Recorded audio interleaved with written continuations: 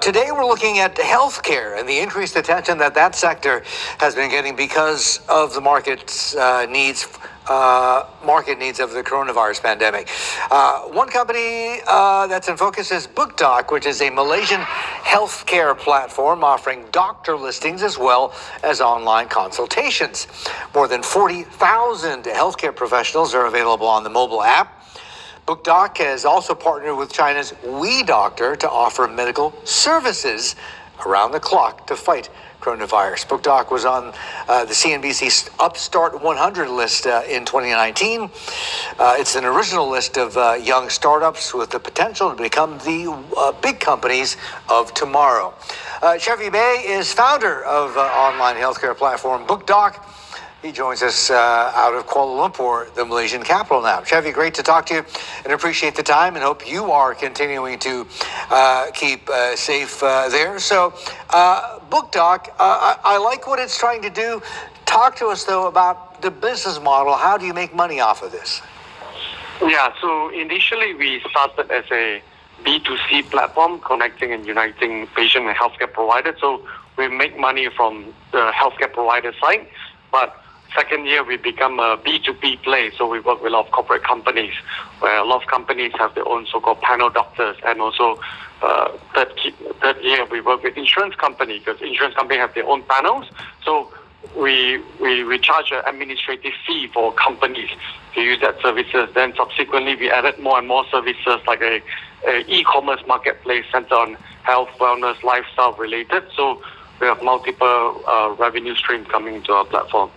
Okay, you've got corporates on board now, but for the man on the street, the average person, right? How important is it to them or for them that you've partnered with China's WeDoctor to offer medical services 24/7 around the clock, especially as it relates to treatment of the coronavirus?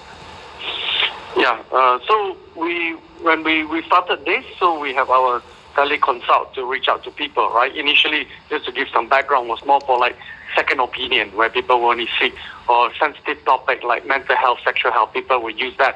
But to see face-to-face for first time, people will still prefer to go and see a doctor. But because of COVID, then we said, hey, who is the player doing this? And COVID mainly came from China, right? So we were looking in the radar. It came from China, and who's the biggest player there is called WeDoctor, and WeDoctor itself have about 700 million users, and they have all the big data, like treating way ahead of any countries globally, and with all the AI capabilities that you can even speak languages from Thai, Italian, etc. So we started working with them that now man on the street can just use the platform on BookDoc, and we have integration with them, all the API link, and they can ask any question they want free of charge. Shelley, good morning. In terms of BookDoc's active users, where do you stand, and what sort of targeted growth rates do you have for the years ahead, and how do you drive that engagement?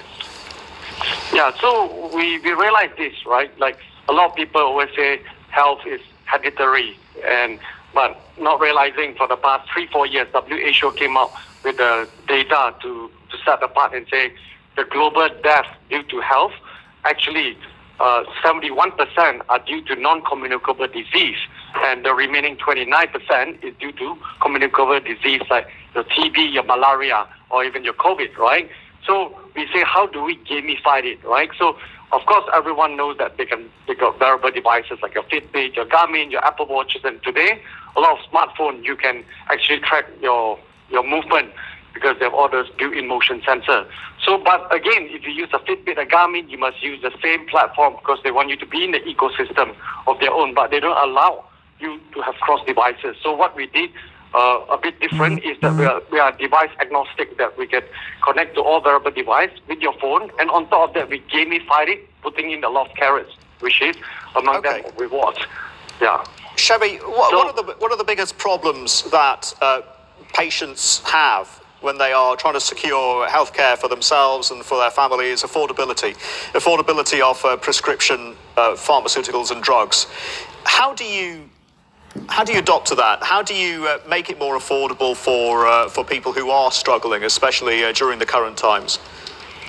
Yeah, so we work closely with also the Ministry of Health, for example. So we become the technology enabler for them to reach out to the mass market. And of course, we are a for-profit organization. We're not NGO. We have to make some money too. But notwithstanding that, we try to bring in with the volume and to negotiate with pharma companies, with healthcare providers to say, hey, why don't you lower down the cost, but you reach a bigger volume, and in that case, you have bigger sales, right?